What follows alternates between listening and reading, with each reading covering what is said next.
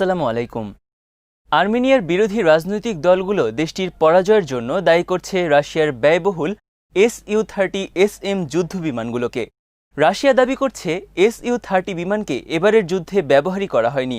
Russian aviation website এভিয়াপ্রো জানিয়েছে, আর্মেনিয়ার প্রতিরক্ষা মন্ত্রণালয় অফিসিয়াল বিবৃতিতে এই যুদ্ধে Su-30SM ব্যবহার করার দাবি করলেও প্রকৃত সত্য হচ্ছে এই বিমানগুলো ঘাঁটি ছেড়ে উড্ডয়নই করেনি।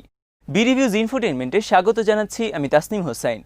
তুরস্ককে ঠেকাতে গ্রিসের বিমান শক্তি বাড়ানোর নানা উদ্যোগের কথা আজ জানাবো।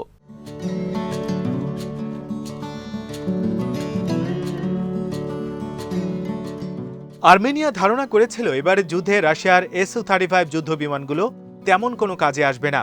তুরস্কের F-16 এর কাছেও বিপর্যস্ত হয়ে পড়বে। ফলে বিমানগুলো ব্যবহার করার ঝুঁকি শেষ পর্যন্ত আর নেওয়া হয়নি।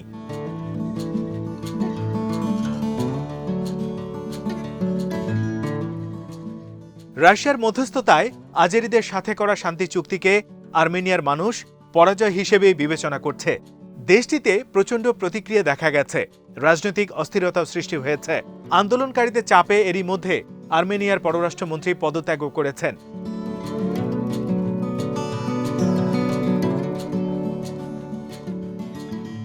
তুরস্কের কাছে এখন 245টি F-16 বিমান রয়েছে, যার মধ্যে মাত্র 6টি বিমানকে আজারবাইজানে পাঠানো হয়।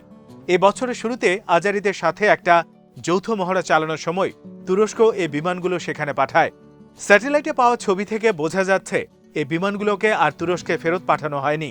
সম্ভবত আর্মেনিয়ার সম্ভাব্য আক্রমণের আশঙ্কায় আজেরিরা বিমানগুলো রেখে দেয়।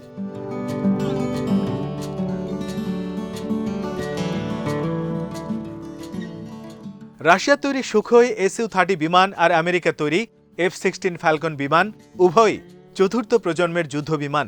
এরপরও আর্মেনিয়া কখনোই চায়নি যে তাদের প্রতিপক্ষের হাতে এই বিমানগুলো চলে আসুক। এর কারণও আছে। আর্মেনিয়ানরা যে Su-30M বিমানগুলো ব্যবহার করছে সেগুলো রাশিয়ার তৈরি Su-30 যুদ্ধ বিমানেরই আধুনিক ও চতুর্থ প্রজন্ম। এই বিমানগুলোকে ডগ ফাইটের জন্য বিশ্বের শ্রেষ্ঠতম বিমান হিসেবে গণ্য করা হয়। অন্যদিকে তুরস্ক যে F-16 যুদ্ধ বিমান ব্যবহার করছে তা একটু ভিন্ন ধরনের।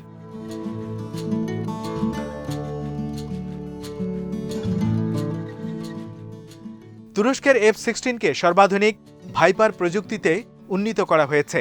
এই বিমানে আধুনিক কিছু প্রযুক্তি সংযুক্ত করা হয়েছে, যা পঞ্চম প্রজন্মের F-35S এর সাথে আন্তঃসম্পর্ক স্থাপন করে।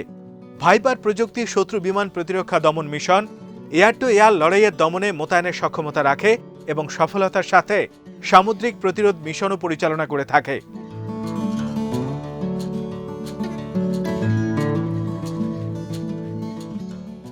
যুক্তরাষ্ট্র প্রথম F-16 বানিয়েছিল প্রায় 50 বছর আগে।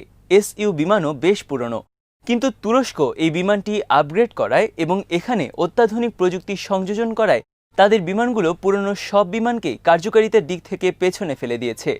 যেসব দেশে রাশিয়ার তৈরি পুরনো Su বিমানগুলো আছে, তারাও এখন মিগ বা সুখোইয়ের মতো বিমানগুলো ব্যবহার থেকে বেরিয়ে আসতে চাইছে।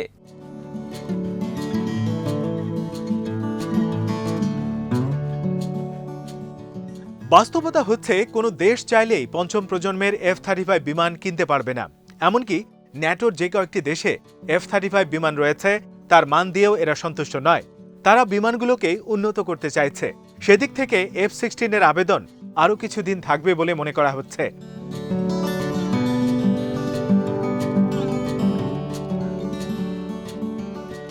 তুরস্কের প্রতিবেশী দেশ গ্রিস তুরস্কের সামরিক উত্থানে বেশ উৎকণ্ঠায় পড়ে গেছে। এই পরিস্থিতিতে এথেন্স আনুষ্ঠানিকভাবে লকহিড মার্টিনের F-35S বিমান কেনার জন্য যুক্তরাষ্ট্রের কাছে ক্রয় প্রস্তাব পাঠিয়েছে। গ্রিসের প্রতিরক্ষা মন্ত্রণালয় মার্কিন প্রশাসনের কাছে চিঠিও দিয়েছে।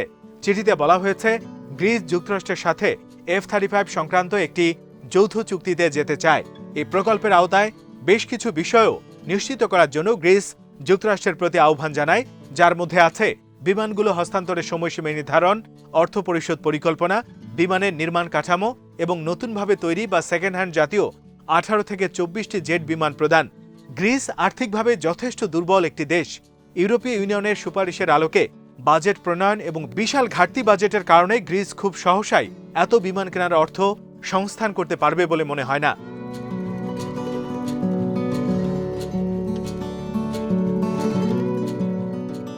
এমনকি 2021 সালের মধ্যে আদৌ কোনো F-35 বিমান গ্রিস কিনতে পারবে কিনা তা নিয়েও সংশয় আছে। এরপরও গ্রিস দ্রুততম সময়ের মধ্যে উচ্চাকাঙ্ক্ষী এই পরিকল্পনা বাস্তবায়নে তৎপর রয়েছে।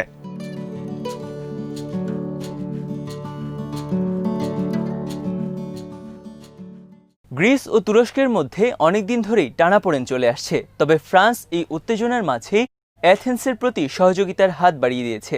তারা গ্রিসকে 18টি রাফালে যুদ্ধবিমানও প্রদান করেছে। তবে এত কিছুর পরও গ্রিসের পত্রিকাগুলো আশঙ্কা করছে তুরস্ক এরই মাঝে রাশিয়ার তৈরি S-400 মিসাইল সিস্টেমের ব্যবহার শুরু করায় রাফালে হয়তো খুব বেশি কার্যকর ভূমিকা রাখতে পারবে না। এই কারণে গ্রিস আরও জরুরিভাবে F-35 দিকেই ঝুঁকে পড়েছে।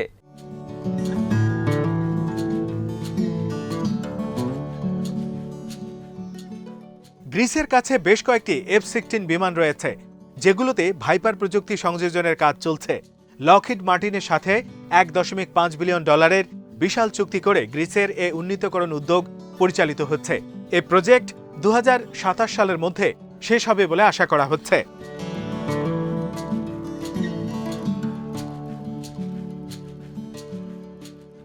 লকহিড মার্টিন কর্তৃপক্ষ বলছে, এই আপগ্রেডেশন প্রক্রিয়া শেষ হলে গ্রিসের F-16 ভাইপারগুলো ইউরোপের মধ্যে সবচেয়ে উন্নত F-16 বিমানে পরিণত হবে। তখন হয়তো তুরস্কের সাথে পাল্লা দেওয়ার মতো জায়গায় গ্রিস চলে যাবে। তবে 2027 পর্যন্ত তুরস্ক বর্তমান অবস্থায় বসে থাকবে এমনটা মনে করার কোনো কারণ নেই।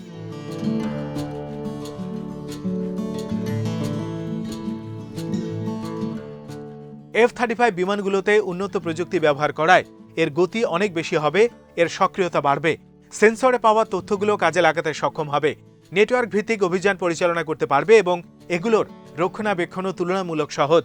ধারণা করা হচ্ছে, যুক্তরাষ্ট্রের কাছ থেকে এই বিমানগুলো পেলে গ্রিসের আকাশপথের সক্ষমতা আগের তুলনায় অনেকটাই বেড়ে যাবে।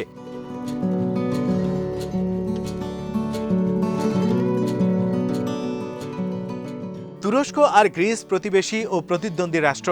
ফ্রান্সের দেয়া রাফালের পর মার্কিনিরা যদি গ্রিসকে F-35 যুদ্ধবিমান দেয়, তাহলে তুরস্কের সাথে শক্তি প্রদর্শনের দিক থেকে গ্রিস অনেকটা সুবিধা পাবে।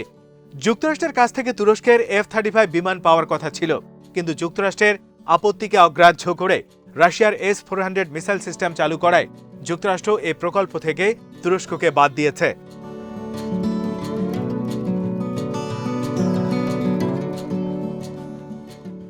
তুরস্ক অবশ্য কেবলমাত্র রাশিয়ার মিসাইল সিস্টেম চালু করেই ক্ষান্ত হয়নি।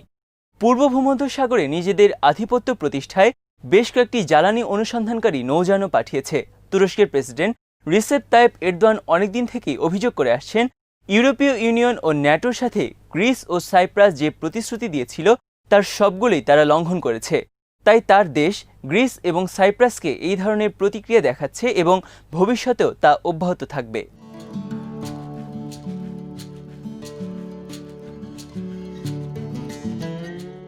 পূর্ব ভূমধ্যসাগর নিয়ে আগামী দিনে গ্রিস ও তুরস্কের মধ্যে বিরোধ আরও তীব্র রূপ নিতে পারে।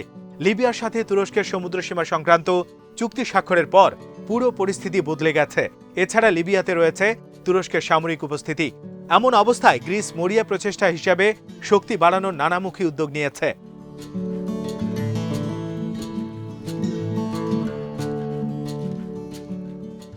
এক্ষেত্রে গ্রিসের জন্য বাধা হয়ে দেখা দিয়েছে তুরস্কের হাতে থাকা S-400 মিসাইল প্রতিরক্ষা ব্যবস্থা। এছাড়া গ্রিসের অর্থনীতি বড় আকারের সামরিক ব্যয় বহনের মতো অবস্থায় নেই। মূলত গ্রিসকে সামরিক ব্যয় বাড়ানোর জন্য প্ররোচনা দিচ্ছে ফ্রান্স।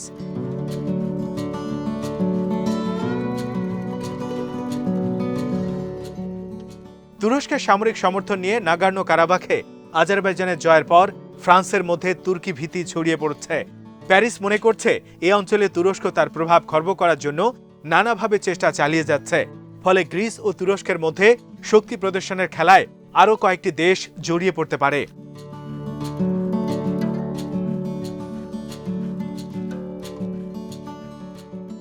আজ এখানেই শেষ করছি। সমরাষ্ট্র, প্রতিরক্ষা ও কূটনীতির নানা তথ্য জানতে চোখ রাখুন বিডি ভিউজ ইনফোটেইনমেন্টে। চ্যানেলটি ভালো লাগলে সাবস্ক্রাইব করুন। আমাদের ওয়েবসাইট bdviews.net ভিজিট করুন। আল্লাহ হাফেজ।